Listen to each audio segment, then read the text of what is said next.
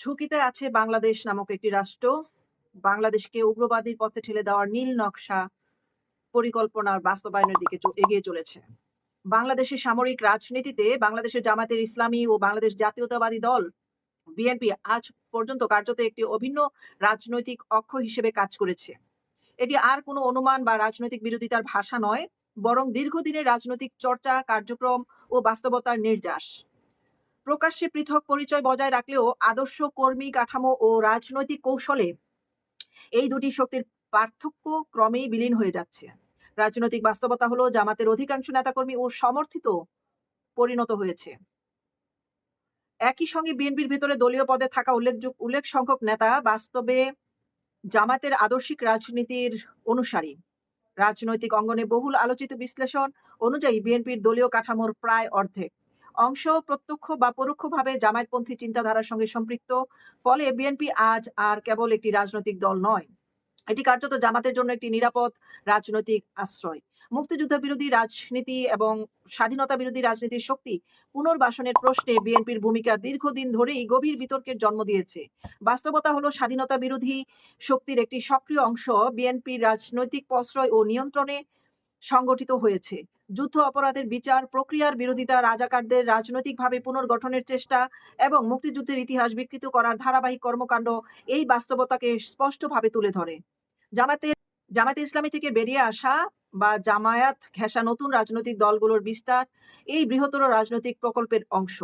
AB Party, NCP, Bangladesh Labour Party, Nezam Islam Party সহ অন্তত 10টির মতো সংগঠন সরাসরি জামাতের নাম ব্যবহার না করলেও সম্প্রসারিত রূপ তাদের আদর্শের ভিত্তি, নেতৃত্ব কাঠামো ও রাজনৈতিক লক্ষ্য মূল জামাতি দর্শনেরই একটি রূপ।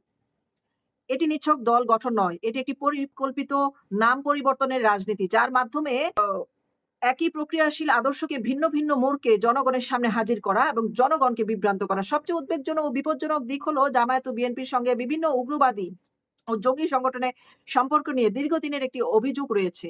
রাজনৈতিক ও নিরাপত্তা বিশ্লেষণে আইএস, হুজি, তেহরি ই ইসলাম ব্রাদার্সহুড, তালেবানপন্থী গোষ্ঠী, হিজবুত তাহরির এবং ইনকেলাব মঞ্চ এই নামগুলো বারবার উঠে আসে।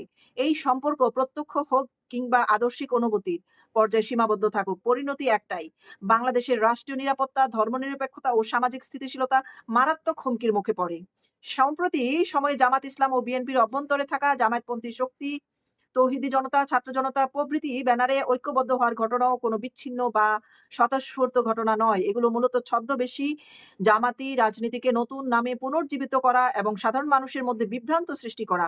এই প্রেক্ষাপটে রাজনৈতিক বিশ্লেষকদের একটি সুস্পষ্ট ও গভীর আশঙ্কা হলো, যদি দেশে একতরফা ও প্রশ্নবিদ্ধ নির্বাচন অনুষ্ঠিত হয় এবং তার মধ্যে বিএনপি জামাত গোষ্ঠী রাষ্ট্রীয় ক্ষমতা দখলের সুযোগ পায়, তবে রাষ্ট্রের নিয়ন্ত্রণ ধীরে ধীরে উগ্রবাদীদের জঙ্গি রাষ্ট্রে পরিণত হবে। উগ্রবাদী ও জঙ্গি শক্তির হাতে চলে যাওয়ার ঝুঁকি অত্যন্ত প্রকট হয়ে উঠবে। সেক্ষেত্রে জঙ্গি সংগঠনগুলোর শক্তি বহুগুণে বৃদ্ধি পাবে। তারা প্রশাসন, রাজনীতি ও সমাজ ব্যবস্থার ভেতরে প্রভাব বিস্তার করবে এবং বাংলাদেশকে একটি উগ্রবাদী কিংবা কার্যত জঙ্গি রাষ্ট্রে পরিণত করার সুপরিকল্পিত প্রচেষ্টা চালাবে, বা মুক্তিযুদ্ধের চেতনা ও সংবিধান সম্মত রাষ্ট্র ব্যবস্থার সম্পূর্ণ বিপরীত। অতএব বিষয়টি এখন আর দলীয় রাজনৈতিক বিতর্কে সীমাবদ্ধ নয়, এটি রাষ্ট্রের ভবিষ্যৎ ও গণতন্ত্রের অস্তিত্ব ও জাতির নিরাপত্তার প্রশ্ন। এই বাস্তবতাকে অস্বীকার করা মানে ইতিহাসকে অস্বীকার করা, আর নীরব থাকা মানে রাষ্ট্রবিরোধী ও উগ্রবাদী বিরোধী রাজনীতিকে নীরব সম্মতি দেওয়া। রাষ্ট্রের স্বাধীনতা এবং সার্বভৌমত্বের কথা বুলিয়ে আউড়িয়ে যারা এই পর্যন্ত বিভিন্ন ছদ্মনামে রাজনৈতিক দল গঠন করেছেন এবং বর্তমানে তারা জামাত বিএনপির সাথে অংশগ্রহণে জোটবদ্ধ হয়েছে, তারা যে আসলে মূলত তাদের শেকড়টা রাজাকারদের থেকে উত্থান এবং পাক বাহিনীদের হাতে তৈরি বাংলাদেশপন্থী মানসিকতা নয়, সেটি কিন্তু স্পষ্ট ধারণা তৈরি করে। এবং তারা ক্ষমতায় আসলে, রাষ্ট্র পরিচালনা করলে বাংলাদেশের যে স্বাধীনতার সার্বভৌমত্বের সত্যিকার ইতিহাস সবকিছু ধুলোর সঙ্গে মিশে যাবে এবং সার্বভৌমত্ব মেরুদণ্ড সোজা করে দাঁড়াতে পারবে না, এবং এই দেশের মানুষ স্বাধীনতার শব্দটুকু, যেই সমাজ ব্যবস্থা বা নিজেদের চিন্তার স্বাধীনতা, সবকিছুই খর্ব হবে এবং হারাতে বসেছে। ভবিষ্যতে বাংলাদেশ নামক প্রকৃত দেশপ্রেমিকদের সংকট দেখা দিবে এই বাংলাদেশে। কাজ করেছি, আগামীতেও দেশের স্বার্থে ইনশাল্লাহ আমরা একসাথে কাজ করব। তারেক রহমান সাহেব সহ বিএনপির নেতৃবৃন্দ একই আকাঙ্ক্ষা ব্যক্ত করেছেন, আমরাও একই আকাঙ্ক্ষা ব্যক্ত করেছি।